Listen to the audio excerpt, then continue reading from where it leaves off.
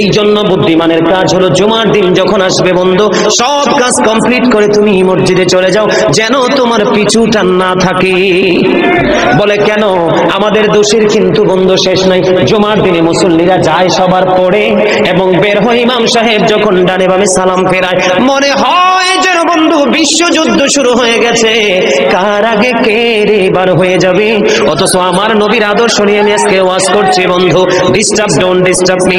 তোমরা আমি বললে আওয়াজ দিবে, নয়তো চুপ করে আলোচনা শুনবে, কারণ আজকের সময় অত্যন্ত গুরুত্বপূর্ণ।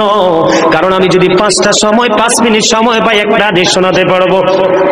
হয়তো বা এই একটা হাদিসে আপনাদের কারো না কারো হৃদয়ে ছুঁয়ে যেতে পারে, আর এটাই আপনার জীবনের জন্য, হেদায়েতের জন্য যথেষ্ট হতে পারে।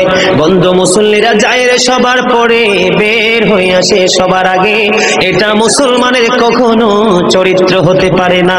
তাকওয়া সম্পূর্ণ ব্যক্তির আদর্শ কখনো হতে পারে না। হাদিস শরীফ খুলে দেখি বন্ধু, আমার নবী বলেছেন, রে আমার উম্মত, জুমার দিন সাইয়্যিদুল আইয়াম, সব দিনের চাইতে শ্রেষ্ঠ। ঈদুল ফিতর, ঈদুল আজহার দিনের চাইতেও দামি।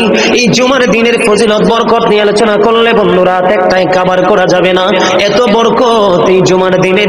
আমার নবী বলেছে, উম্মতের দল, জুমার দিনে কেউ যদি সবার আগে মসজিদে যায় আর সবার পরে যদি কেউ মসজিদ থেকে বের হয়, আপনি যাবেন, সবার আগে যাওয়ার আগে সুন্দর করে গোসল করবেন, উত্তম জামা, নতুন জামা পরবেন, আতর গোলাপ লাগাবেন।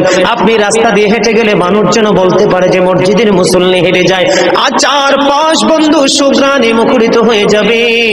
এমন ভাবে সবার আগে বন্ধু মসজিদে যাবেন, যাইয়া মসজিদে ঢুকার সময় ডান পাওটা দিয়ে মসজিদে ঢুকবেন, ঢুকে গিয়ে নামাজের সুরতে বসে যাবেন। বসে যখন আপনি আল্লাহর ইবাদত করতে করতে করতে করতে সব মুসল্লি বন্ধু বের হয়ে যাচ্ছে, আপনারা তাড়াহুড়া করার দরকার নেই।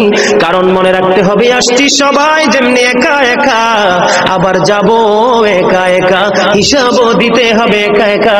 পৃথিবীর সব মানুষ পর হয়ে গেলেও আমার কোনো সমস্যা নেই, আমার আল্লাহ এবং নবী আমার আপন হলে আই এম ভেরি সাকসেস।